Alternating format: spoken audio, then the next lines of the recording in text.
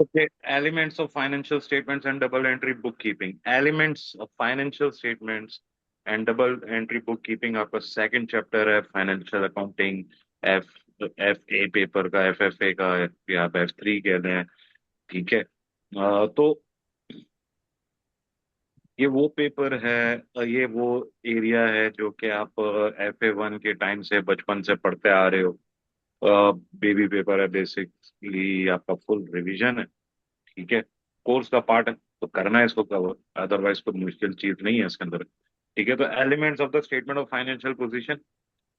Statement of financial position जो है business की, वो एक स्पेसिफिक डेट तक बन रही होती है, यानी कि मैंने आपको बताया पहले भी कि यार ये बनती है as eight.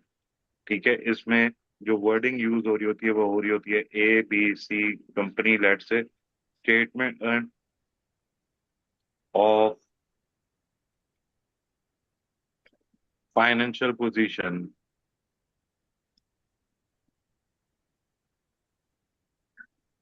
As eight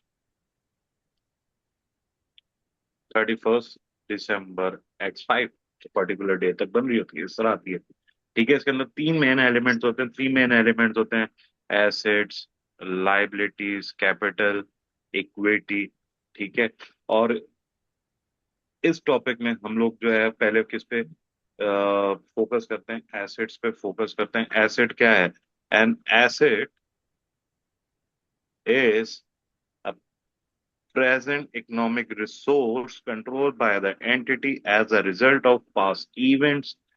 Economic resource is a right that has the potential to produce economic benefits. ठीक है। क्या? Economic resource controlled by the entity. ठीक है यार, वर्ड कंट्रोल की यूज हो रहा है, ओन का वर्ड यूज नहीं हो रहा।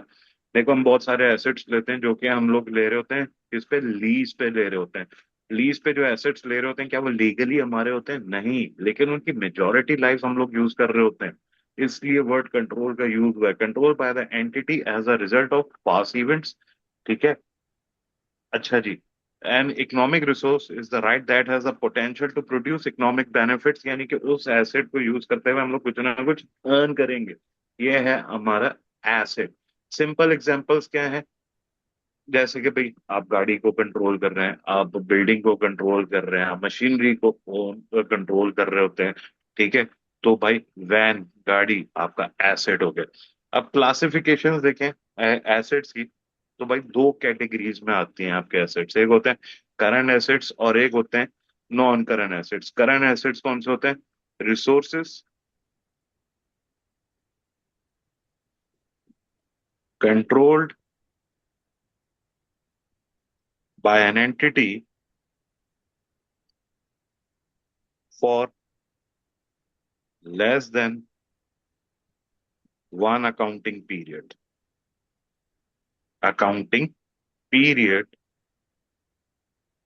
and expected economic benefits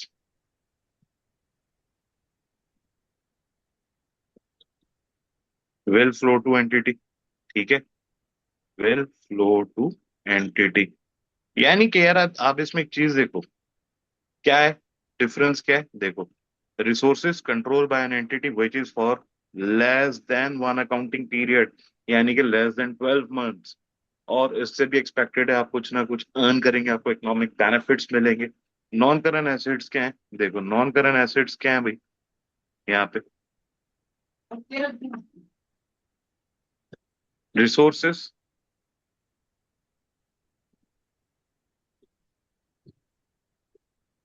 controlled by an entity for more than one accounting period,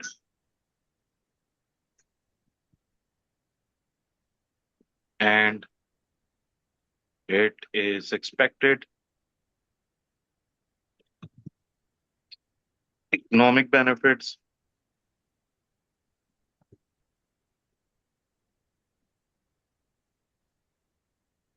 will flow to entity, ठीक है।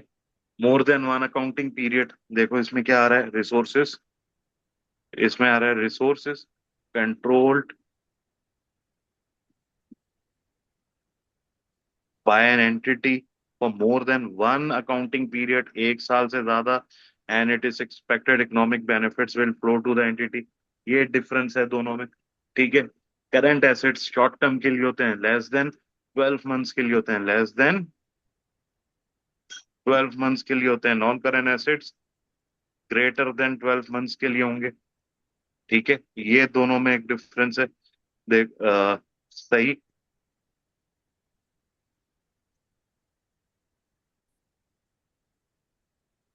ओके, करंट एसेट्स पे अब जरा डेप्थ में अगर जाएं तो current assets, assets current asset में कब आएंगे, जब ये क्राइटेरिया मीट होते हैं।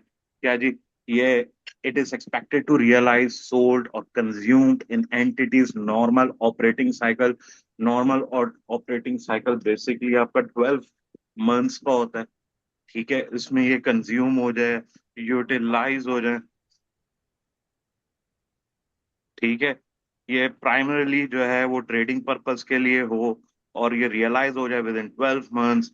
ये ये कैश हो या कैश इक्विवेलेंट हो। इसकी जो कॉमन एग्जांपल्स आ जाती हैं वो आ जाती हैं आपकी इन्वेंटोरी आ जाती है, जो कि ट्रेडिंग पर्पस के लिए आप गुड्स या सर्विसेज जो आपने सेल करने के लिए रखी हुई होती हैं। आपके ट्रेड रिसीवेबल्स आ जाता है, आपका कैश एट बैंक आ जाता है, कैश इन हैंड आ जाता है, शॉर्ट टर्म इन्वेस्टमेंट्स आ जाती हैं जो कि 12 मंथ्स वगैरह की होती है, सही है। तो इजीली अगर आपने करंट एसेट्स को याद करना है, जो वो जो आप यूज कर रहे होते हैं for a short term, sale हो जाए, कलेक्ट कर रहे होते हैं या रियलाइज कर रहे होते हैं वेरी सून, ये क्या हैं, ये आपके करंट एसेट्स हैं, ठीक है। इसी तरह नॉन करंट एसेट्स जो हैं are assets that do not meet the criteria for classification as current assets. ये बात कर रहे हैं, मैंने ऑलरेडी बता दिया, resources control by an entity for more than one accounting period and it is expected economic benefits will flow to the entity. Generally ये आप लॉन्ग टर्म यूज के लिए रख रहे होते हैं, और उनके थ्रू ज़ाहिर आपके जो है कुछ ना कुछ आप अर्निंग वगैरह कर रहे होते हैं, जैसे कि आपकी बिल्डिंग्स, आपकी ऑफिस, आपकी शॉप्स, आपके वेयर हाउसेस, आपके डिलीवरी व्हीकल्स, आपकी मशीनरी, प्रोडक्शन इक्विपमेंट, ठीक है। नॉन करंट एसेट जो हैं वो डिवाइड हो सकते हैं as a tangible non current assets, tangible non current assets जिनकी फिजिकल फॉर्म होती है, जिसको आप देख सकते हो, जिसको छू सकते हो, जिसको महसूस कर सकते हो।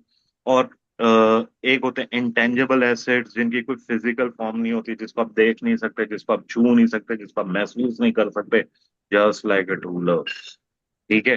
टेंजेबल नॉन करंट एसेट जो है वो फिजिकली आप देख सकते हैं या छू सकते हैं, महसूस कर सकते हैं, देख सकते हैं, जैसे कि machinery, buildings, vehicles, fixtures, fittings, computer equipment. For example, business जो है वो मशीनरी परचेज करता है कि जी प्रोडक्ट्स परचेज करेंगे, ये क्या है, ये एसेट में आएगा, ये आपका नॉन करंट एसेट और ये आपका टेंजेबल एसेट है। फिर होते हैं intangible non current assets. Intangible assets वो एसेट्स जिनकी कोई फिजिकल फॉर्म नहीं होती, for example purchase software licences हैं, ठीक है।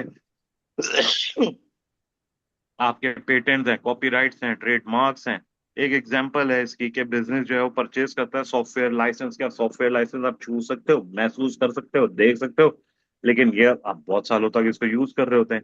ये आपका एसेट है, नॉन करंट एसेट है और इंटेंजेबल है, ठीक है। तो सिंपली आपने ये नहीं कह देना कभी भी कि यार ये एसेट है, भाई या तो आप वो नॉन करंट एसेट होगा या करंट एसेट होगा, ठीक है।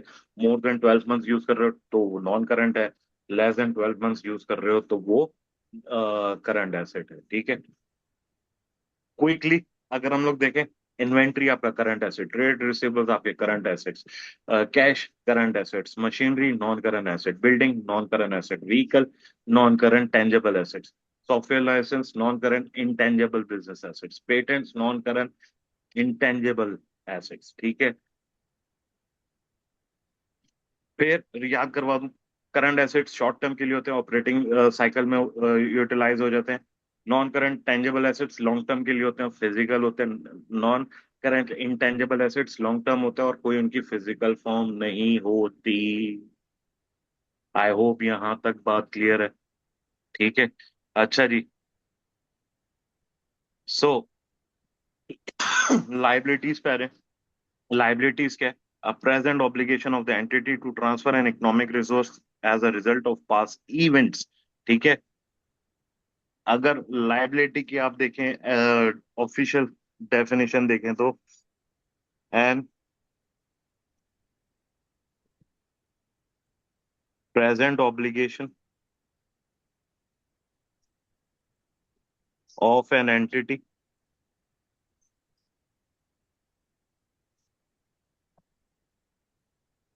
which will be settled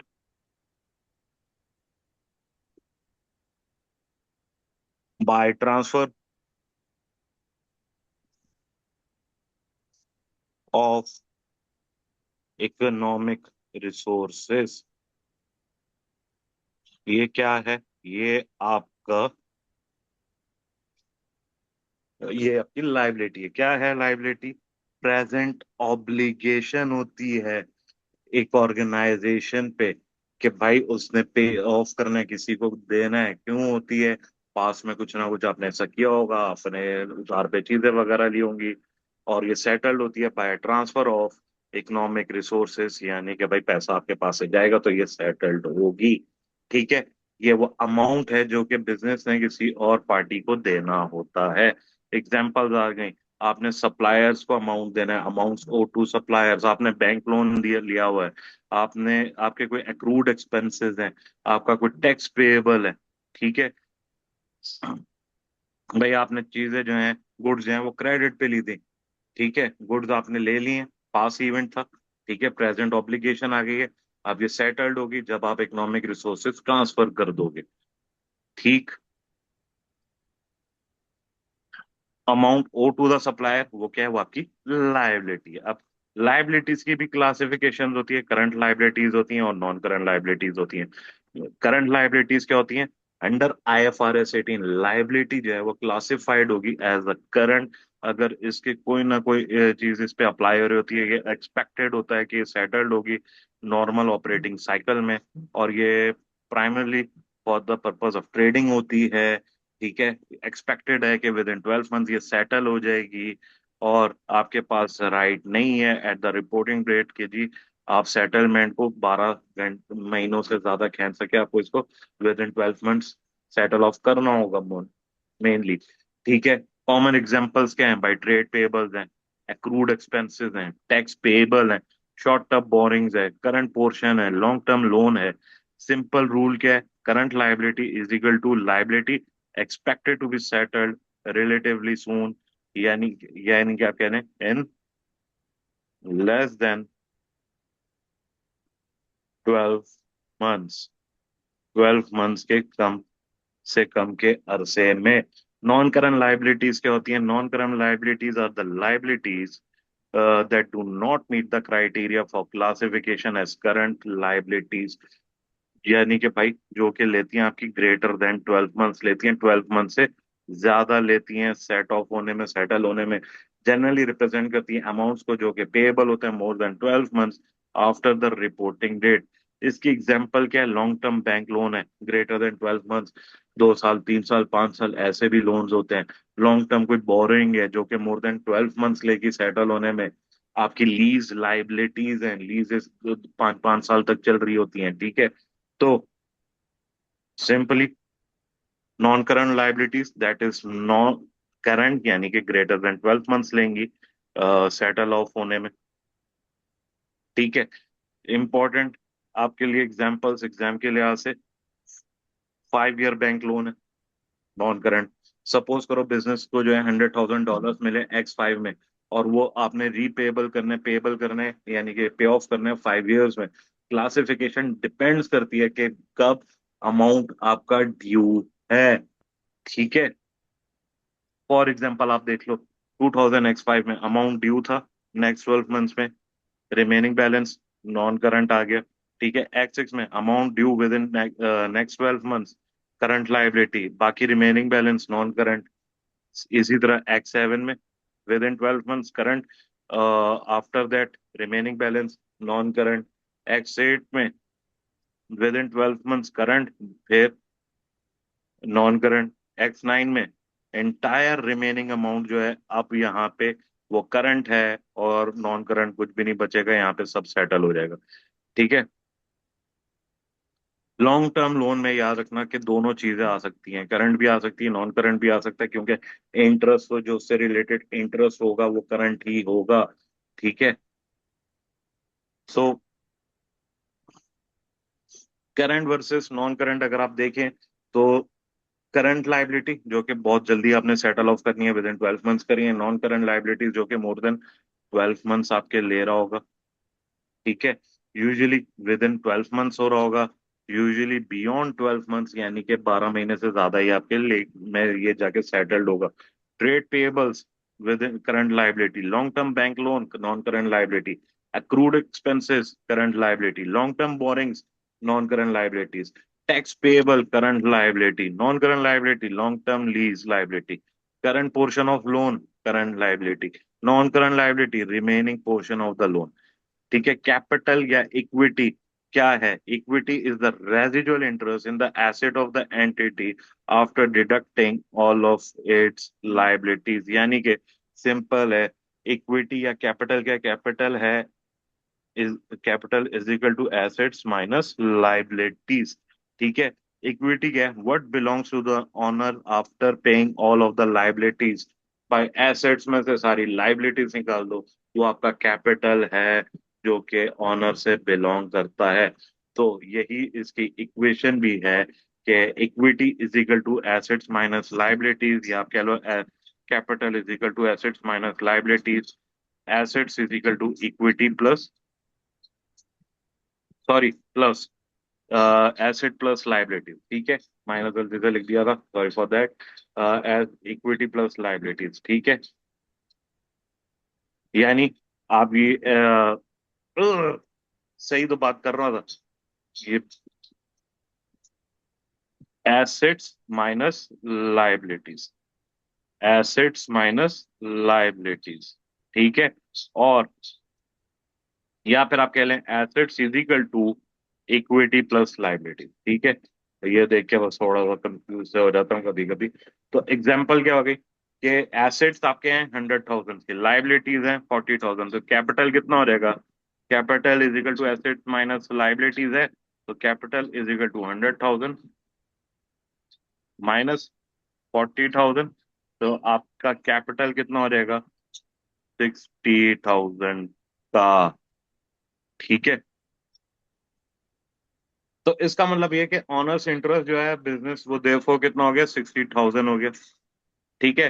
residual interest का क्या मतलब है कि भाई सब कुछ सेटल ऑफ करने के बाद जो बच रहा है उसको आप क्या कहोगे? रेजिजुअल इंटरेस्ट करो कहोगे। इमेजिन करें कि बिजनेस है, वो बिजनेस सेल हो जाता है और उसके जो एसेट्स हैं वो जनरेट कर रहे हैं 100,000, लाइबिलिटीज थी आपकी 40,000 की, तो वही बात 100 - 40, आपकी इक्विटी कितने की बची? 60,000 की।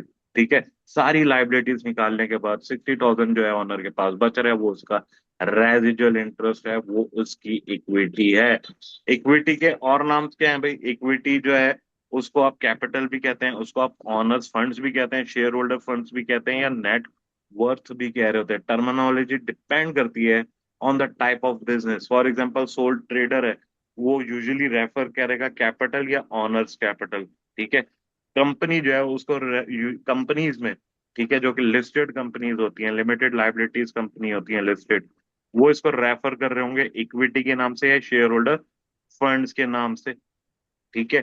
कैपिटल भी लिखा जा रहा होता है।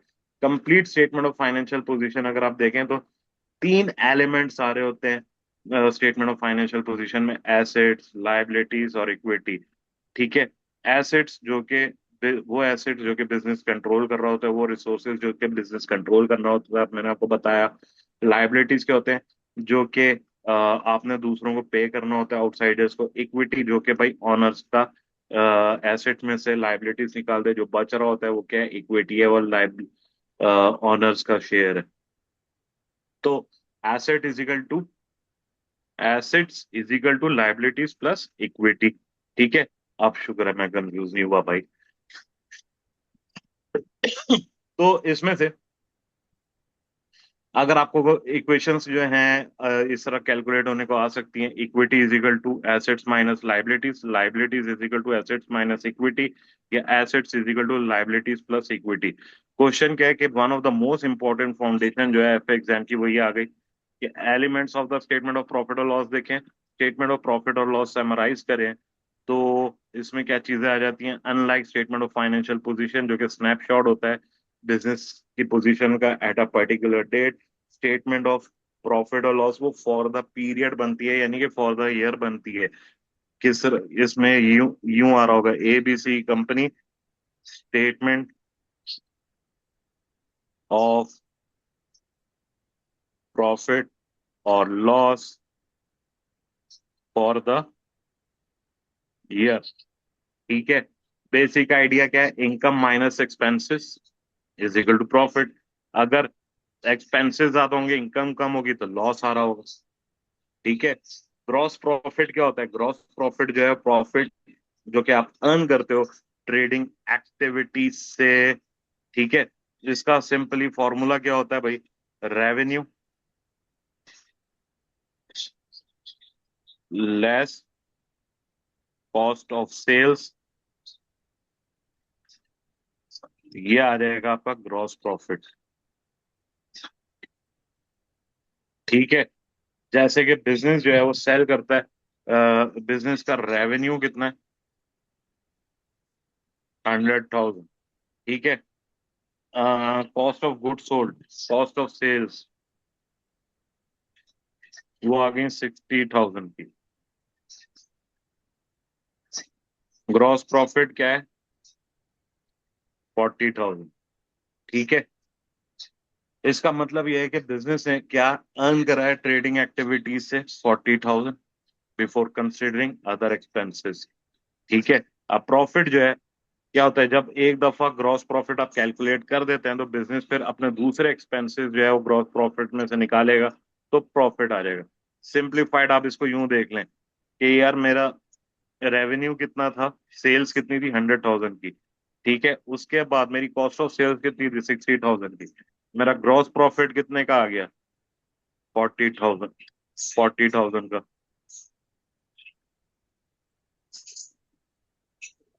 एक मिनट, हाँ, 60,000। ग्रॉस प्रॉफिट कितना आया, 40,000। फिर ये एक्सपेंसेस आ गए मेरे, एक अदर इनकम थी मेरी, मैंने ऐड कर ली 5,000 की। फिर मेरे सैलरीज हैं, मेरी रेंट है, मेरी इलेक्ट्रिसिटी है निकाली, तो मेरा प्रॉफिट कितना आ गया, 20,000। ठीक है, तो याद रखो एक बात, ये ग्रॉस प्रॉफिट जो है वो प्रॉफिट जो कि ट्रेडिंग से हम लोग अर्न कर रहे होते हैं, और प्रॉफिट जो अमाउंट जो कि आपके पास रिमेनिंग अमाउंट होता है अदर इनकम और एक्सपेंसेस डिडक्ट करने के बाद, वो क्या होता है, वो आपका प्रॉफिट होता है। ठीक है, इनकम, इनकम क्या होती है, इनकम जो कि आपके एसेट्स अगर इंक्रीज हो जाए तो वो आपकी इनकम है, आपकी लाइबिलिटीज डिक्रीज हो जाए वो आपकी इनकम है भाई। लाइबिलिटीज जो कि पे किए बगैर डिडक्ट हो जाए, कम हो जाती है, वो क्या हो, आपकी इनकम होती है। ठीक है, आपकी, क्योंकि इसकी वजह से आपकी इक्विटी इंक्रीज हो रही होती है, अदर देन जो कि अगर ऑनर खुद से डाल रहा है पैसे तो वो इनकम नहीं है भाई। जैसे कि लाइबिलिटीज खुद ब खुद कम हो जाए यार, अब किसी ने लोन माफ कर दिया, वो क्या है, वो आपकी इनकम। सिंपल मीनिंग क्या है, income represents the economic benefits earn by the business during the period. Most common example क्या है, सेल्स रेवेन्यू। ठीक है, इनकम का कभी भी यह मतलब नहीं होगा कि कैश रिसीव, कैश तो आपको किसी भी फॉर्म में मिल सकता है। ठीक है, अच्छा जी, बिजनेस जो है वो अर्न कर सकता है income without receiving cash immediately. For example, एक बिजनेस जो है उसने गुड सेल करी 10,000 ऑन क्रेडिट। ठीक है, अब कस्टमर ने आपको अभी तक पे नहीं करा है, लेकिन क्या आपकी इनकम हो गई, जी बिल्कुल हो गई। कैसे हुई, क्योंकि भाई आपने सेल हो गई, तो भाई आपकी इनकम हो गई 10,000। ठीक है, लेकिन क्योंकि कस्टमर ने अभी पे नहीं करा तो वो आपका करंट एसेट नजर आ रहा होगा 10,000 का, ये आपका क्या नजर आ रहा होगा, ये करंट एसेट आ रहा होगा ट्रेड रिसीवेबल की फॉर्म में। ठीक है, देयरफॉर याद रखना हमेशा, income is not equal to cash receive. ठीक है यार, सेल कब रिकॉग्नाइज करते हैं फाइनली? सेल्स हम लोग कब रिकॉग्नाइज करते हैं? सेल्स जर्नली आप तब रिकॉग्नाइज करते हो जब आप गुड्स या तो कस्टमर को डिलीवर कर देते हैं या डिस्पैच कर देते हैं, और जब रेलेवेंट सर्विस आप दे चुके होते हैं, और एप्लीकेबल रेवेन्यू रिकग्निशन रिक्वायरमेंट जो होती हैं, जो कि आप IFRS 15 में आगे जाके पढ़ोगे, वो फुलफिल हो जाती हैं। आप रेवेन्यू, आप सेल्स रिकग्नाइज कर लेते हो। कस्टमर जो है, तो जरूरी नहीं है कि वो इमीडिएटली आपको पे करे। क्रेडिट सेल क्या आ जाती हैं? गुड्स जो कि आप सेल कर देते हैं, जैसे कि income recognise. Cash not received, तो वो भाई आपका ट्रेड रिसीवेबल्स क्रिएट हो जाएगा। Cash received from owners, cash जो कि आप शेयर होल्डर से मिलते हैं या ऑनर से रिसीव करते हैं, वो कभी भी आपकी इनकम नहीं होगी। फॉर एग्जांपल, एक शेयर होल्डर ने 50,000 इन्वेस्ट करा कंपनी में, तो भाई वो इन्वेस्टमेंट है, वो रेवेन्यू नहीं है, वो सेल्स नहीं है, वो आपकी इनकम नहीं है। कंपनी ने रिसीव करा कैश, कितना? 50,000 का, लेकिन ये इनकम नहीं है। क्यों? क्योंकि 50,000 जो है रिप्रेजेंट कर रहा है contribution from the equity holder, या आप कह लो शेयर होल्डर। ठीक है, तो इससे क्या होता है? ये इंक्रीज करता है आपकी इक्विटी को, रेदर देन कि जी आप इसको रिकॉग्नाइज करें एज इनकम। ठीक है, अब यहाँ पे कैश जो कि आप रिसीव करते हो कस्टमर से, यार वो आपकी पोटेंशियली इनकम होती है। ठीक है, लेकिन कैश जो कि आप शेयर होल्डर से रिसीव करते हो, वो इनकम नहीं है। वो क्या है? याद रखना बात, इन्वेस्टमेंट। फिर एक्सपेंसेस, एक्सपेंसेस जो है वो क्या है? एक्सपेंसेस जो कि आपके एसेट्स को, जो कि आपके एसेट्स को क्या कर दें? डिक्रीज कर दें आपकी, या आपकी लाइबिलिटीज इंक्रीज कर दें। ठीक है, या जिसकी वजह से आपकी इक्विटी डिक्रीज हो रही होगी, अदर देन के जो के distribution holder of equity claims, जिन जिन ठीक है, सिंपल मीनिंग क्या है? Expenses are the cost incurred in running the business. जैसे कि आप सैलरीज दे रहे हो, जैसे कि आप रेंट दे रहे हो, इलेक्ट्रिसिटी दे रहे हो, इंश्योरेंस दे रहे हो, एडवर्टाइजमेंट दे रहे हो, इंटरेस्ट दे रहे हो, कॉस्ट ऑफ सेल्स दे रहे हो। ठीक है, एक्सपेंसेस का हरगिज ये मतलब नहीं है कि भाई कैश पे हुआ हो, कैश पे हुआ हो। ठीक है, जैसे कि इनकम का नेसेसरीली ये मतलब नहीं है कि जी कैश रिसीव हुआ हो। इसी तरह एसेट का हरगिज, एक्सपेंस का हरगिज ये मतलब ये नहीं है कि जी कैश पे किया हो। ठीक है, फॉर एग्जांपल, बिजनेस जो है वो रिसीव कर रहा है इलेक्ट्रिसिटी बिल $2,000 का, लेकिन उसने अभी पे नहीं करा। ठीक है, इलेक्ट्रिसिटी आपका बिल हो गया 2,000 का, लेकिन बिल अभी तक पे नहीं हुआ, तो क्या एक्सपेंस अकर हो गया? जी बिल्कुल हो गया। क्या बिजनेस जो है वो इलेक्ट्रिसिटी कंज्यूम कर रहा है? जी, एक्सपेंस है 2,000 का,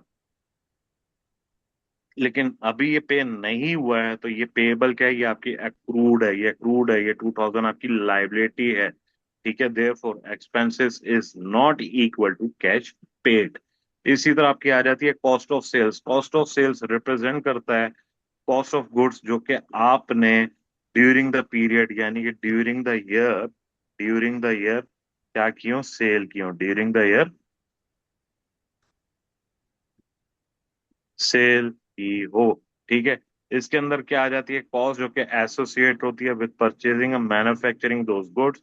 इंपॉर्टेंट कॉन्सेप्ट क्या है कि बिजनेस जो है, बिजनेस जो है वो परचेज करे गुड्स को ड्यूरिंग द ईयर, लेकिन सारी परचेज गुड्स जो है वो नेसेसरीली सेल नहीं होती। ठीक है, only the cost relating to the goods sold is charge as cost of sales, as charge as cost of sales. Business जो है वो परचेज करे गुड्स ड्यूरिंग द ईयर, और जो परचेज गुड्स हैं वो नेसेसरीली सेल हो गई हो, one of the cost relating to the goods sold वो क्या है? Cost of goods sold. For example, business जो है परचेज करे इन्वेंट्री कितने की? 50,000 की। एट द ईयर एंड जो गुड्स की जो कॉस्ट थी वो 10,000 की अभी तक अनसोल्ड थी, तो कॉस्ट ऑफ गुड्स सोल्ड कितनी हुई? 40,000। क्यों भाई? आपने इन्वेंट्री की परचेज कितने की करी थी? 50,000 की। ये क्या है? Eight the year and goods जो कॉस्टिंग 10,000 ये अनसोल्ड है, ये आपकी क्लोजिंग इन्वेंट्री है, आपकी क्लोजिंग इन्वेंटोरी है। तो ये कितना आ गया भाई? 40,000। ओवरऑल आपकी क्या हुई? कॉस्ट ऑफ गुड सोल्ड हो गई। ठीक है। सो रिमेनिंग 10,000 जो है वो आपकी इन्वेंट्री है यहाँ पे ज़ाहिर है। अब इनकम एंड एक्सपेंसेस की मैचिंग आपको करनी होती है। यहाँ पे की आइडिया ये क्या है फाइनेंशियल रिपोर्टिंग का, कि एक्सपेंसेस जो कि आप रिलेटेड होते हैं टू जनरेटिंग इनकम, वो रिकग्नाइज होते हैं अप्रोप्रिएट पीरियड में। जिस पीरियड में इंकर हो उसी में आपने उनको रिकॉर्ड करना है। फॉर एग्जाम्पल, बिजनेस ने गुड्स सेल करी, कितने की? किसने की करी? 100,000 की। ठीक है। गुड्स की ओरिजिनल कॉस्ट क्या थी? 60,000। तो भाई रेवेन्यू था आपका 100,000, कॉस्ट ऑफ गुड सोल्ड कितनी थी? 60,000। तो ग्रॉस प्रॉफिट आपका कितना आया? 40,000। ठीक है। तो 60,000 जो है, 60,000 जो है वो मैच हो रहा है against the 100,000 revenue from those goods. अच्छा जी। इनकम वर्सेस एक्सपेंसेस अगर हम लोग क्विक कंपैरिजन करें, इनकम जो है वो क्या करती है? इनकम आपकी इक्विटी इंक्रीज कर रही होती है यूजुअली। इसकी वजह से आपके एसेट्स इंक्रीज हो रहे होते हैं और लाइबिलिटीज डिक्रीज हो रही होती हैं। एग्जांपल है sales, rental income, commission income, contribution होता है इसका टूवर्ड्स प्रॉफिट। और जरूरी नहीं है कि आपने कैश रिसीव किया हो। On the other side expenses आपकी इक्विटी डिक्रीज कर रहे होते हैं यूजुअली, डिक्रीज कर रहे होते हैं एसेट्स और इंक्रीज कर रहे होते हैं liabilities. Example salaries, rent, electricity, interest. ये रिड्यूस करते हैं आपका प्रॉफिट और जरूरी नहीं है कि कैश पे हुआ हो। मोस्ट इम्पॉर्टेंट, आप एक डिस्टिंक्शन करें एफए के लिहाज से कि चार एलिमेंट्स याद रखना एक बात। क्या? पहला, income is not equal to cash received, expense not equal to cash paid, asset is not equal to cash, liability is not equal to cash। जैसे कि क्रेडिट सेल है, सेल आपकी इनकम है। अमाउंट जो कि कस्टमर ने आपको देना होता है वो आपका ट्रेड रिसीवेबल है, वो आपका एसेट है। फॉर एग्जांपल एक्सपेंसेस इंकर्ड हुए लेकिन अभी अनपेड है, तो ये एक्सपेंस आ रहा होगा स्टेटमेंट ऑफ प्रॉफिट और लॉस में। और अमाउंट आपका ओ करते होगे, आपने पे करना होगा, वो आपका पेएबल होगा, वो आपकी लाइबिलिटी होगी। ठीक है। सो स्टेटमेंट ऑफ प्रॉफिट और लॉस जो है, आप सीधा सीधा अगर आप देखें तो क्या होगा? स्टेटमेंट ऑफ प्रॉफिट और लॉस अगर मैं आपको बताऊं तो revenue less cost of sales, आपका क्या आ जाएगा? ग्रॉस प्रॉफिट आ जाएगा। फिर आपकी अदर इनकम आ जाएगी, ये आप ऐड कर दोगे।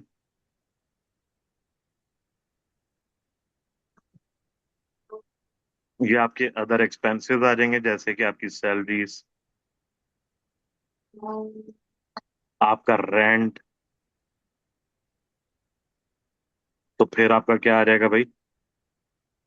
सिंपल वे में प्रॉफिट फॉर द पीरियड आ जाएगा। ठीक है। सिंपल इन टर्म्स में देखो, इनकम माइनस एक्सपेंसेस आपका क्या आ जाएगा? आपका प्रॉफिट आ जाएगा। ठीक है। ये वो फाउंडेशन है जो कि आपने हमेशा याद रखनी है, ये आपको आगे जाके हमेशा एंड तक काम आनी है। ठीक है। अब आपके पास आ जाता है एसेट, एसेट एक्सपेंडिचर, या इसको कैपिटल एक्सपेंडिचर भी कहते हैं। ठीक है।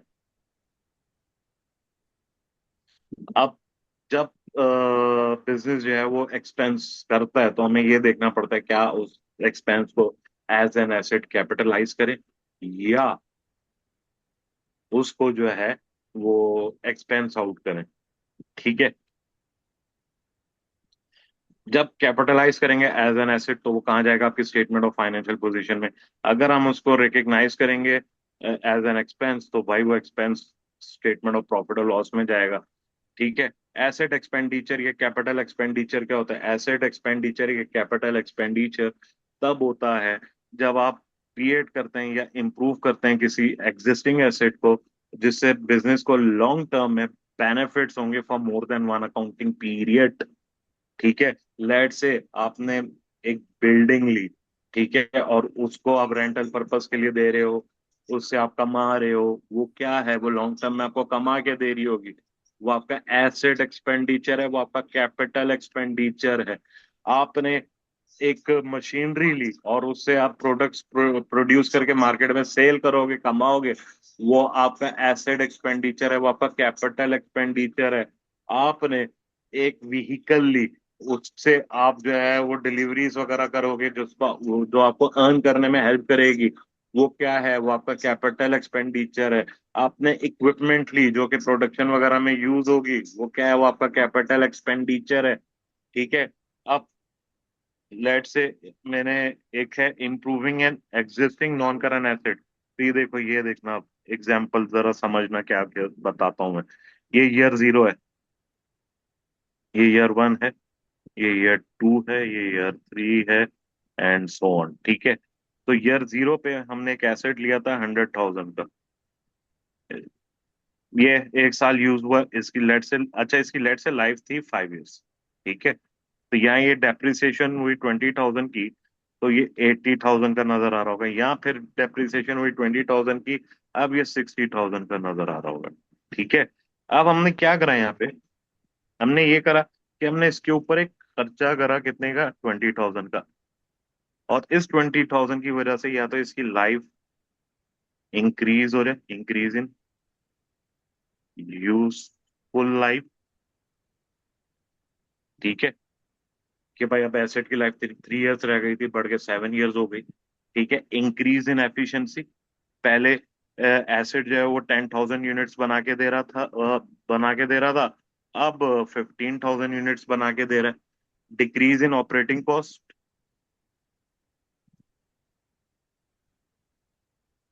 Decrease in operating cost.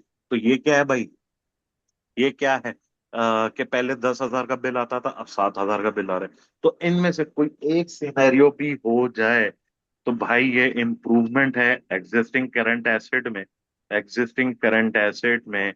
और इसको हम लोग क्या करते हैं, कैपिटलाइज करते हैं, हम इसको कैपिटलाइज करते हैं।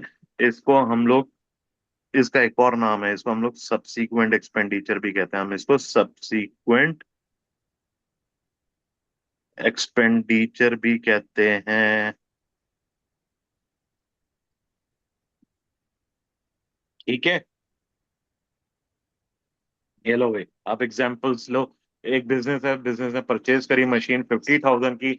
मशीन जो है वो 5 इयर्स तक यूज होनी थी। ठीक है। अच्छा, 50,000 जो है क्या वो एक्सपेंस होगा इमीडिएटली? नहीं। क्यों? क्योंकि मशीन जो है वो आपको बेनिफिट देगी ओवरऑल सेवरल अकाउंटिंग पीरियड्स, बहुत सालों तक। तो ये क्या है आपका, ये आपका नॉन करंट एसेट है, ये आपका नॉन करंट एसेट है। ये रिकग्नाइज होगा as an asset, non current asset, कहाँ पे, स्टेटमेंट ऑफ फाइनेंशियल पोजीशन में। कॉस्ट जो है वो ग्रेजुअली जो है इसकी चार्ज हो रही होगी डेप्रिसिएशन के तौर पे। डेप्रिसिएशन क्या होता है आपका, नॉन कैश एक्सपेंस होता है। ठीक है। आप इंप्रूव करें एग्जिस्टिंग एसेट को, इंप्रूव करें, करते हैं अगर हम लोग एग्जिस्टिंग एसेट को, एक्सपेंडिचर जो है, एग्जाम्पल दी है वाली, ये अभी ऊपर एग्जाम्पल दी है इंप्रूवमेंट इन एग्जिस्टिंग एसेट की। ठीक है, वही बात देखो अब यहाँ आ रही है कि जी expenditure can also be capitalised when increases the revenue earning capacity of an existing non current asset. For example, business ने 20,000 लगाए और मशीनरी को अपग्रेड करा। ठीक है। अपग्रेड की वजह से क्या हुआ, मशीन की एफिशिएंसी बढ़ गई या यूजफुल लाइफ बढ़ गई। तो क्या है, ये हमारा कैपिटलाइज्ड होगा, ये हमारा कैपिटलाइज्ड होगा। ठीक है। तो एक्सपेंडिचर कैपिटलाइज होता है as part of the asset. आपने ये सोचना होगा, एसेट परचेज किया है, कैपिटलाइज। एसेट में कोई इंप्रूवमेंट आ रही है, तो कैपिटलाइज। अब डेप्रिसिएशन, यार देखो एक इंपॉर्टेंट एरिया है, ये आगे जाके हम लोग इसको और ज्यादा डिटेल में पढ़ेंगे जब नॉन करंट एसेट्स IAS 16 पढ़ेंगे। ठीक है। तो कैपिटलाइज एक्सपेंडिचर जो है, इसका मतलब ये नहीं है कि कॉस्ट जो है वो अफेक्ट करके कभी भी अफेक्ट नहीं करेगी प्रॉफिट को। भाई जो चीज हमें अर्न करके दे रही होती है, अकाउंटिंग का मैचिंग कॉन्सेप्ट ये कह रहा होता है कि उसका रिलेटेड एक्सपेंडिचर भी होता है। तो एसेट्स के अगेंस्ट जो रिलेटेड एक्सपेंडिचर होता है वो क्या होता है, वो डेप्रिसिएशन होती है। The cost of most depreciable non current asset जो है इवेंचुअली कहाँ चार्ज हो रही होती है, एज एन एक्सपेंस चार्ज हो रही होती है स्टेटमेंट ऑफ प्रॉफिट और लॉस में। एग्जाम्पल, एक मशीन थी 50,000 की, उसकी लाइफ थी 5 इयर्स। अज्यूम करें कि स्ट्रेट लाइन डेप्रिसिएशन लग रही है और कोई रेजिडुअल वैल्यू नहीं है, यानी कि कोई स्क्रैप वैल्यू नहीं है, तो 50,000 divided by 5, per year depreciation कितनी आ जाएगी, 10,000 per year. 10,000 per year depreciation आ जाएगी। ठीक है। अच्छा जी, इनिशियल परचेज 50,000 की थी, एसेट। ठीक है। हर साल 10,000 जो है वो एक्सपेंस जा रहा होगा एज एन डेप्रिसिएशन, कहाँ पे जा, स्टेटमेंट ऑफ प्रॉफिट और लॉस में जा रहा होगा as N depreciation expenditure.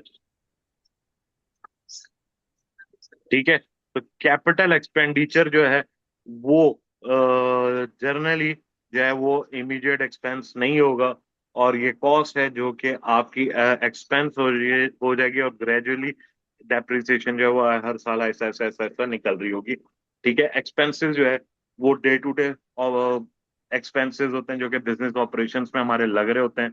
Normally ये बेनिफिट्स आपको प्रोवाइड कर रहे होते हैं कि आप करंट अकाउंटिंग पीरियड में इसको बेनिफिट जो है वो आप ले रहे होते हैं, पर और आपको ये प्रोवाइड कर रहे होते हैं, और आप ये ड्यूरिंग द अकाउंटिंग पीरियड इसको कंज्यूम कर लेते हैं। जैसे कि भाई एम्प्लॉय आपको सर्विसेज दे रहा होता है, आप उसको सैलरीज देते हैं। आप बिल्डिंग्स वगैरह यूज कर रहे होते हैं तो आप उसका रेंट दे रहे होते हैं। आप इलेक्ट्रिसिटी कंज्यूम कर रहे होते हैं तो उसका बिल दे रहे होते हैं। आप एडवर्टाइजिंग बिल्स दे रहे होते हैं। आप एडमिनिस्ट्रेशन की कॉस्ट लग रही होती है। सेलिंग एंड डिस्ट्रीब्यूशन कॉस्ट लग रही होती है। ठीक है। रिपेयर और मेंटेनेंस हो रही होती है। कॉस्ट ऑफ गुड्स सोल्ड लग रही होती है। सर्विस कॉस्ट लग रही होती है। ये सारे कहाँ जाते हैं, जन्म में जाते हैं, यानी कि स्टेटमेंट ऑफ प्रॉफिट और लॉस में जाएंगे एज एन एक्सपेंस। ठीक है। Normally immediately as an expense charge होंगे कहाँ पे, स्टेटमेंट ऑफ प्रॉफिट और लॉस में। अब बात करते हैं किस पे, रिपेयर्स वर्सेस इम्प्रूवमेंट पे। ये कॉमन एरिया है जहां पे लोगों को कंफ्यूजन होती है। रिपेयर, रिपेयर, बिजनेस ने लेट से 5,000 रुपीज लगाए, डॉलर्स लगाए एक मशीन को रिपेयर करने पे। ठीक है। रिपेयर जो है सिंपली क्या है कि मशीन जो है वो उसको वर्किंग कंडीशन में लेकर आ जाती है। इसमें कोई इसमें कोई इम्प्रूवमेंट नहीं होती। एक प्रेजेंट कंडीशन जो थी, लेट से एक एसेट था, वो ऐसे था, और वो कुछ ऐसा हो गया था। अब इसको वापस ऐसा कर दिया, जैसे थी वैसा कर दिया। इसमें कोई इम्प्रूवमेंट नहीं है। तो ये भाई आपका एक्सपेंस होगा, ये आपका एक्सपेंस होगा। क्यों? क्योंकि देखो, कोई एडिशनल फ्यूचर इकोनॉमिक बेनिफिट आपसे इससे नहीं मिल रहा। ठीक है। जस्ट ये आपको प्रेजेंट कंडीशन में लेकर आ गई, कोई इंप्रूवमेंट नहीं थी, तो ये आपका रिपेयर एक्सपेंस है। और रिपेयर एक्सपेंस आपका क्या होगा, वो स्टेटमेंट ऑफ प्रॉफिट और लॉस में एक्सपेंस हो जाएगा। ठीक है। इंप्रूवमेंट, जैसे मैंने आपको बताया कि जी 20,000 रुपीज लगाए, 20,000 रुपीज लगाए या डॉलर्स लगाए, और मशीन मॉडिफाई हो गई। इससे प्रोडक्शन कैपेसिटी बढ़ गई, यूजफुल लाइफ बढ़ गई, एफिशिएंसी बढ़ गई। तो अब ये क्या है, ये आपका कैपिटल एक्सपेंडिचर है। क्यों? क्योंकि इस एक्सपेंडिचर की वजह से आपके फ्यूचर इकोनॉमिक बेनिफिट्स इंक्रीज हो गए। ठीक है। अब capital expenditure versus revenue expenditure अगर आप देखें, तो ये क्रिएट करता है, एक्वायर करता है नॉन करंट एसेट को। ठीक है। ये आपको बेनिफिट्स दे रहा होता है over future periods, initially recognise होगा स्टेटमेंट ऑफ फाइनेंशियल पोजीशन में। जैसे कि जी आप परचेज कर रहे हो मशीनरी को, व्हीकल परचेज कर रहे हैं, या इम्प्रूवमेंट आ रही है एसेट्स में। ठीक है। कॉस्ट जो है जनरली चार्ज होगी ओवर टाइम थ्रू डेप्रिसिएशन। ठीक है। अब आ जाए एक्सपेंसेस, ये डे टू डे ऑपरेशन से रिलेटेड होते हैं। ठीक है। बेनिफिट्स जनरली कंज्यूम्ड हो जाते हैं करंट अकाउंटिंग पीरियड में, रिकग्नाइज होते हैं as an expense in statement of profit और लॉस। एग्जांपल है, रिपेयर कर रहे हैं मशीनरी को, एग्जाम्पल है फ्यूल देखते हैं, व्हीकल का एग्जाम्पल देखें, रूटीन मेंटेनेंस का चार्ज होगा, स्टेटमेंट ऑफ प्रॉफिट और लॉस में जब रिकग्नाइज कर लोगे। Ethical issue, correct classification important है, क्योंकि इनकरेक्ट क्लासिफिकेशन से आपका प्रॉफिट क्या हो सकता है, मैन्युपुलेट हो सकता है। क्यों? देखो सपोज एक बिजनेस जो है वो 10,000 लगाते हैं रिपेयर्स पे, करेक्ट ट्रीटमेंट क्या थी कि 10,000 को एक्सपेंस कर दें। लेकिन अगर मैनेजमेंट उसको गलती से क्लासिफाई कर दे एसेट, तो क्या हो जाएगा, आपका एक्सपेंसेस अंडर स्टेट हो रहे होंगे, प्रॉफिट और एसेट क्या हो रहा होगा, ओवर स्टेट हो रहा होगा। ठीक है। तो इसका मतलब ये है कि फाइनेंशियल स्टेटमेंट जो है वो फेयरली रिप्रेजेंट नहीं कर रही बिजनेस परफॉर्मेंस को। तो जब आप कैपिटलाइज करते हो एक्सपेंस इनकरेक्टली, ये ओवरस्टेट कर देगा एसेट्स को और प्रॉफिट को। और ये एक इम्पोर्टेंट एथिकल इशू भी होता है कि मैनेजमेंट जानबूझ के कैपिटल एक्सपेंडिचर को जो है वो ऊपर नीचे कर रही है, या कि जी ज्यादा प्रॉफिट दिखाने के चक्कर में। ठीक है। तो एग्जाम में अगर इसके क्वेश्चन आ जाते हैं तो आप क्या करोगे? पहला क्वेश्चन आपने खुद से क्या करना है, क्या वो एक्वायर कर रहा है या क्रिएट कर रहा है नॉन करंट एसेट? तो भाई कैपिटलाइज करोगे। ठीक है, तो कैपिटलाइज करोगे। क्या वो एसेट इंप्रूव कर रहा है इकोनॉमिक बेनिफिट्स, इंक्रीज कर रहा है एफिशिएंसी को, यूजफुल लाइफ को, या प्रोडक्टिविटी को? अगर आंसर यस में आ रहा है तो भाई कैपिटलाइज। अगर सिंपली ये डे टू डे एक्सपेंस है, ये रिपेयर है, तो एक्सपेंस। ठीक है। जल्दी जल्दी एग्जांपल्स दूं मजीद? देखो, purchase of machinery asset, purchase of delivery vehicle asset, purchase of building asset, major improvement increasing useful life asset, routine machine repair expense, electricity expense, salaries expense, advertising expense, admin cost expense, cost of good sold expense. अब आए duality concept पे। Duality concept क्या है कि फंडा principal है कि हर transaction के ऊपर दो अफेक्ट्स होते हैं, और यही डबल एंट्री बुक कीपिंग का कॉन्सेप्ट है। ये कहता है कि हर ट्रांजैक्शन के दो इक्वल और ऑपोजिट अफेक्ट्स होते हैं अकाउंटिंग पीरियड में। ये क्यों होता है? क्योंकि ट्रांजैक्शन जो है उसके दो एलिमेंट्स होते हैं अकाउंटिंग इक्वेशन में, एक वन ट्रांजैक्शन टू अफेक्ट्स। ये बात याद रखनी है। तो हमें दो एंट्रीज क्यों चाहिए? कंसीडर करो एक बिजनेस है जो कि परचेज करता है मशीन फॉर 10,000 कैश। तो क्या हो रहा है एक एंड पे, क्या हो रहा है एक एंड पे, आपका मशीन आ रही है, मशीन आपका एसेट है, मशीन आपका एसेट है। तो ये एसेट इंक्रीज हो रहा है कितने से, 10,000 से, डेबिट। दूसरे एंड से कैश भी आपका एसेट था, वो जरा पे करोगे, तो कैश क्रेडिट कर दोगे 10,000 से। ठीक है। अच्छा जी, दो इफेक्ट्स हो गए, मशीन बढ़ रही है 10,000 पे, कैश कम हो रहा है 10,000 से। टोटल एसेट्स जो हैं वो आपके अनचेंज हो रहे होंगे, क्योंकि ट्रांजेक्शन जो है वो दो इफेक्ट्स के साथ रिकॉर्ड होगी। एक और एग्जांपल ले लो। ऑनर जो है ऑनर जो है वो इन्वेस्ट कर रहा है कैश 10,000 से, इन्वेस्ट कर रहा है कैश 10,000 से। अब इसके भी दो इफेक्ट्स हो रहे होंगे। क्या? एक तरफ से कैश इंक्रीज हो रहा होगा 10,000 से, दूसरी तरफ से आपका कैपिटल, आपकी इक्विटी इंक्रीज हो रही होगी 10,000 से। तो क्या एंट्री बन रही होगी? कैश डेबिट 10,000 और कैपिटल क्रेडिट 10,000। ठीक है।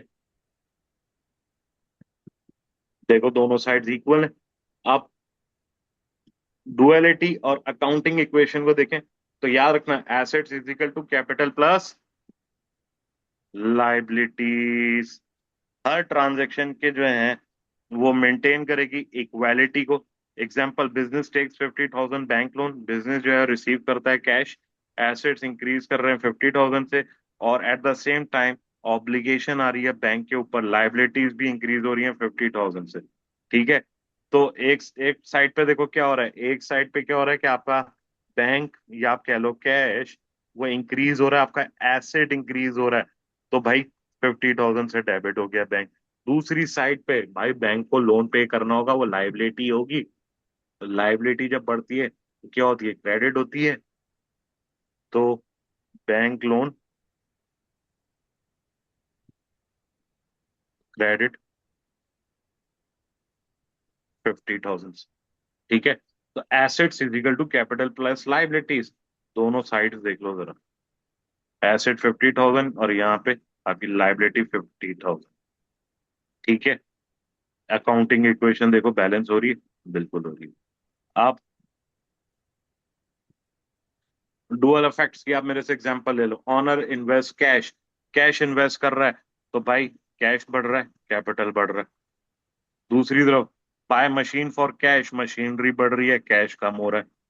ठीक है। बाय इन्वेंट्री, अच्छा जी, एक चीज और यहाँ पे करते हैं instead. Owner invest cash, owner invest कर रहा है कैश, ठीक है, तो कैश बढ़ेगा और कैपिटल बढ़ेगा। कैश बढ़ेगा तो डेबिट होगा, कैपिटल बढ़ेगा तो क्रेडिट होगा। By machine for cash, machine एक एसेट इंक्रीज हो रहा है, एसेट इंक्रीज हो रहा है तो डेबिट। और दूसरी तरफ कैश कम होगा, कैश कम होगा तो एसेट कम होगा तो क्या होगा, क्रेडिट होगा। Buy inventory on credit, inventory लेकर आ रहे हो तो आपका करंट एसेट बढ़ेगा, एसेट बढ़ेगा तो डेबिट। और दूसरी साइड पे आपका पेबल बढ़ेगा, पेबल बढ़ेगा तो लाइबिलिटी बढ़ेगी, लाइबिलिटी बढ़ेगी तो क्रेडिट होगी। फिर पे सप्लायर, सप्लायर को जब पे करोगे तो कैश कम होगा, कैश या बैंक कम होगा तो कैश जब कम होगा एसेट कम होगा, एसेट कम होगा तो क्रेडिट होगा। और दूसरी तरफ आपका पेएबल कम होगा, लाइबिलिटी कम होगी, लाइबिलिटी कम होगी तो डेबिट होगी। Receive cash from customer, cash जब बढ़ता है तो क्या होता है, कैश जब बढ़ता है तो एसेट बढ़ता है, एसेट बढ़ता है तो डेबिट होता है। दूसरी तरफ कैश जब रिसीवेबल आपको मिल गया तो ज़ाहिर है एसेट, रिसीवेबल कम हो रहा है तो एसेट कम हो रहा है, एसेट कम हो रहा है तो क्रेडिट हो रहा है। Take a bank loan, loan जब बढ़ रहा है, लोन ले रहे हो तो ज़ाहिर है कैश आएगा, कैश आएगा तो एसेट बढ़ेगा तो डेबिट। दूसरी टाइप तरफ भाई लोन लाइबिलिटी है, लाइबिलिटी जब बढ़ती है तो क्रेडिट होती है। ठीक है। पे रेंट, जब रेंट पे कर रहे होगे तो कैश जाएगा, कैश जाएगा तो क्रेडिट होगा। और दूसरी तरफ से जाहिर है वो एक्सपेंस, एक्सपेंस बढ़ेगा तो वो भी डेबिट होगा। मेक अ क्रेडिट सेल, जब सेल करोगे तो एक साइड पे क्या हो रहा होगा, आपका रिसीवेबल बढ़ रहा होगा, रिसीवेबल बढ़ेगा तो एसेट बढ़ेगा तो डेबिट होगा। दूसरी तरफ जाहिर है सेल करी है तो वो आपकी इनकम है, इनकम बढ़ती है तो क्या होती है, क्रेडिट होती है। ठीक है। अब एक इंपॉर्टेंट पॉइंट है, जरूरी नहीं है कि टू इफेक्ट्स नेसेसरी हो, कि वन इंक्रीज हो वन डिक्रीज हो। वो भाई इंक्रीज इंक्रीज भी हो सकते हैं, डिक्रीज डिक्रीज भी हो सकता है, इंक्रीज डिक्रीज भी हो सकते हैं। और ये हम एग्जाम्पल देखते हुए आए भी हैं, अभी फिर दिखा देता हूँ। एग्जाम्पल वन, इंक्रीज इंक्रीज, जब क्या होता है, ऑनर इन्वेस्ट करता है तो कैश डेबिट, कैश बढ़ रहा होता है और कैपिटल बढ़ रहा होता है, कैश बढ़ रहा होता है डेबिट, कैपिटल बढ़ रहा होता है credit. Example two, decrease decrease, business pay कर रहा होता है सप्लायर को तो कैश कम हो रहा होता है, क्रेडिट।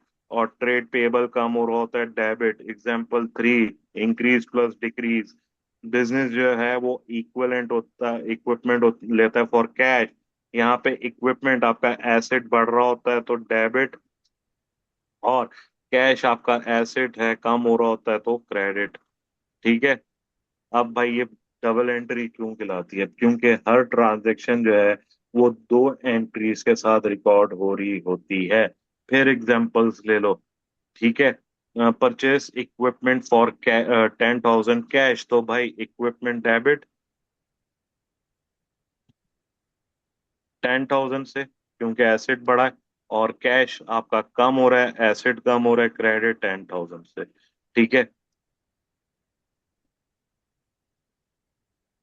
देखो यही एंट्री बना के दिखा दी, टोटल डेबिट, ऐप डेबिट और क्रेडिट दोनों इक्वल हो रहे हैं। अब यहाँ पे आपने जो है इसका एक एग्जाम के लिहाज से टिप लो, कि डबल एंट्री को सिंपली इस तरह नहीं लेना कि हर ट्रांजैक्शन जो है उसका डेबिट और क्रेडिट है। अंडरस्टैंड करना है कॉन्सेप्ट को पहले, कि हर ट्रांजैक्शन के दो इक्वल और ऑपोजिट इफेक्ट्स होते हैं। डबल डेबिट और क्रेडिट सिस्टम जो है मेथड है जो कि हम यूज करते हैं उन दो इफेक्ट्स को रिकॉर्ड करने के लिए। फाइनल मेमोरी लाइन क्या है जी? Duality, two effects, double entry, debit is equal to credit. Accounting equations जो है देखो रिलेशनशिप बताती हैं between the elements of the financial statement. Basic equation हमारी क्या होती है? Assets minus liabilities is equal to capital, या आप कह लो capital is equal to assets minus liability. ठीक है, और इसी तरह assets is equal to capital plus liabilities. फिर वही करने लगा था मैं, पता नहीं है मेरे साथ बचपन से मसला है। ठीक है, लेकिन फौरन ही ठीक भी कर लेता हूँ, ये भी क्वालिटी है। ये इक्वेशन जो है हमेशा बैलेंस होनी चाहिए ट्रांजैक्शन होने के बाद, और यही इस बात का सबूत होगा कि आपने करेक्ट ट्रांजैक्शन जो है वो रिकॉर्ड करी है। ठीक है, कैपिटल का क्या मतलब है? कैपिटल रिप्रेजेंट करता है ऑनर का इंटरेस्ट बिजनेस में। ठीक है, जब आप सारे एसेट्स में से सारी लाइबिलिटीज निकाल दोगे, जो इक्विटी बचेगी वो ऑनर का इंटरेस्ट होगा, या आप उसको क्या कह लोगे, दूसरा नाम हम उसको नेट एसेट्स दे सकते हो। तो net assets is equal to assets minus liabilities, या capital is equal to net assets. इसको आप यूं भी दिखा सकते हो, capital is equal to assets minus liabilities, जो कि बोलता आ रहा हूँ। ठीक है, फॉर एग्जाम्पल बिजनेस के पास जो है वो एसेट्स हैं 100,000 के, लाइबिलिटीज हैं 40,000 की, तो कैपिटल कितना आ गया? C is equal to A minus L. ठीक है, सी पता नहीं अभी कितना है, एसेट्स कितने के थे? 100 के थे, लाइबिलिटीज थी 40 की, तो कैपिटल कितने का आ गया? 60 का। ठीक है, क्लियर है बात? कैपिटल किस तरह चेंज होता है? कैपिटल अफेक्ट होता है, या तो आप नया कैपिटल कंपनी में ले आए, ठीक है, पैसे ले आए, एसेट्स जो हैं वो ऑनर अपने एसेट्स लाके इंट्रोड्यूस कर दें, तो कैपिटल आपका क्या हो जाएगा? इंक्रीज हो जाएगा। ड्रॉइंग्स, ड्रॉइंग से होते हैं पैसे या एसेट्स, आप बिजनेस में से अपने निकाल के अपने पर्सनल यूज के लिए ले जाएं, तो वो क्या करेगा? वो डिक्रीज कर देगा कैपिटल को। प्रॉफिट्स, जब प्रॉफिट्स आते हैं, जब इनकम इनकम एक्सीड कर रही होती है एक्सपेंसेस को, तो वो ऑटो पे आपके कैपिटल को क्या कर देता है? इंक्रीज कर देता है। लॉस, जब एक्सपेंसेस एक्सीड कर दें इनकम को, तो भाई वो ऑटो पे आपके कैपिटल को क्या कर देता है? कम कर देता है, डिक्रीज कर देता है। ठीक है, अच्छा जी, तो क्लोजिंग कैपिटल आप किस तरह निकालोगे? Closing capital is equal to capital introduce minus drawings plus profit. तो बिजनेस जो है लॉस में जा रहा है। ठीक है, अगर closing capital is equal to capital introduce minus drawings minus loss, for example देखें, ऑनर इन्वेस्ट करता है 50,000, ठीक है, during the year additional capital कितना आता है? 10,000 का। ड्राइंग्स कितनी आती हैं? देखो, क्लोजिंग कैपिटल अब मैं निकालना है ड्यूरिंग द ईयर, कैपिटल जो है वो कितने का आता है? 10 का आता है। अच्छा जी, ड्राइंग्स कितनी की हुई? 5 की। तो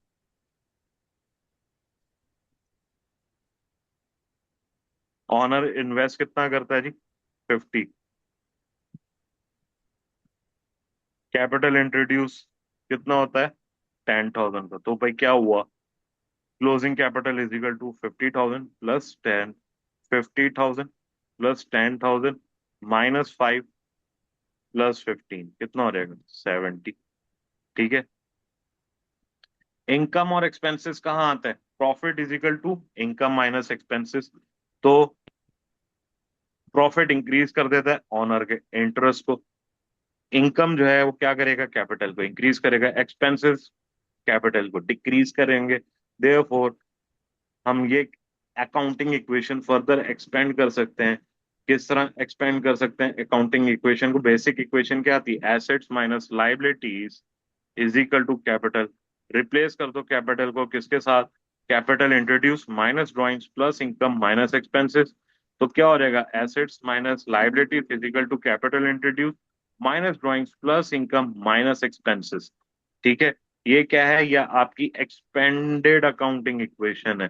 एक्सपेंडेड अकाउंटिंग इक्वेशन जो है, आप इसको इस तरह याद कर सकते हो कि यार assets minus liabilities capital introduce, ठीक है, minus drawings plus income minus expenses, या इसको रीअरेंज इस तरह कर दो कि assets is equal to liabilities plus capital introduce minus drawings plus income minus expenses. Understand कर दो एक्सपेंडेड इक्वेशन को। कैपिटल इंट्रोड्यूस आ रहा है, कैपिटल इनकम आ रहा है, कैपिटल प्रॉफिट आ रहा है, कैपिटल ड्राइंग्स आ रही है। जब कैपिटल कम, तो कैपिटल कम होगा, एक्सपेंसेस हो गया तो कैपिटल कम होगा, लॉस होगा तो कैपिटल कम होगा। इजीली आपने याद करना है यार, सेठ पैसे लेकर आएगा, कैपिटल इंक्रीज होगा। ठीक है, बिजनेस इनकम अर्न करेगा, कैपिटल इंक्रीज होगा। ऑनर जो है अपने खर्चे के लिए पैसे बाहर लेके जाएगा, कैपिटल डिक्रीज होगा। बिजनेस खर्चे करेगा, एक्सपेंसेस करेगा, कैपिटल डिक्रीज होगा। ठीक है, लो भाई ट्रांजैक्शन एग्जांपल्स ले लो आप मेरे से कि owner introduce 20,000 into the business, affect क्या हुआ, एसेट इंक्रीज हो गया, कैपिटल इंक्रीज हो गया। ठीक है, एग्जाम्पल टू, बिजनेस जो है इनकम अर्न कर लेता है, बिजनेस ने रिसीव करे 5,000 फॉर सर्विसेज प्रोवाइडेड, तो एसेट इंक्रीज हुए 5,000, इनकम इंक्रीज हुई 5,000।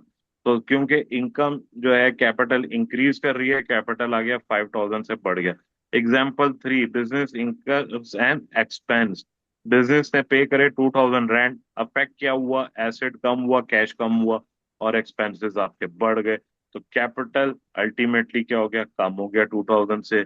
अच्छा जी, एग्जाम्पल फोर, ऑनर जो है वो ड्राइंग्स लेता है, अपने खर्चे के लिए पैसे लेता है बिजनेस में से, 3,000 अपने घर ले जाता है अपने खर्चे के लिए।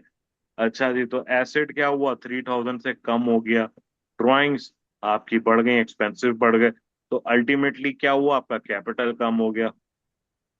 याद रखना, ड्राइंग्स को एक्सपेंस नहीं कह देना कभी भाई, वो अपने खर्चे के लिए लेके जा रहा है यार, बंदा कमाता किस लिए, अपने घर के लिए। ठीक है, वो बिजनेस एक्सपेंस नहीं होता है। एक्सपेंस क्या होता है, एक्सपेंस क्या होता है, कभी ड्राइंग्स को एक्सपेंस नहीं कहते ना, एक्सपेंस होता है जो कि पर्टिकुलरली इंकर होता है, इंकर टू रन अ बिजनेस। ये अक्सर इस पे जो है एमसीक्यू आ जाता है और लोग इसको एक्सपेंस कहते हैं, तो फिर लग जाता है। ठीक है, अकाउंटिंग इक्वेशन की एग्जांपल ले लो अब यहाँ पे मेरे से। ठीक है, कि कैपिटल इंट्रोड्यूस हुआ 50,000 का, ड्यूरिंग द ईयर इनकम थी 30,000, एक्सपेंसेस थे 18,000 के, ड्राइंग्स हो गई 7,000 की, लाइबिलिटीज हो गई 20,000 की। पहले आप क्लोजिंग कैपिटल कैलकुलेट करोगे, closing capital is equal to 50,000 plus 30,000 minus 18,000 minus 7,000, total कितना आ जाएगा क्लोजिंग कैपिटल, 55,000। अब assets minus liabilities is equal to capital, assets minus liabilities थी 20,000 की, कैपिटल था 55,000 का, इसको रीअरेंज करेंगे तो आपके एसेट्स आ जाएंगे 75,000 के। ये फॉर्मूला जो आपको पता होना चाहिए बेसिक, क्या, capital is equal to assets minus liabilities, profit is equal to income minus expenses, closing capital is equal to capital introduce minus drawings plus income minus expenses. एक साथ इन सबको मिला दो तो assets minus liabilities is equal to capital introduce plus minus drawings plus income minus expenses.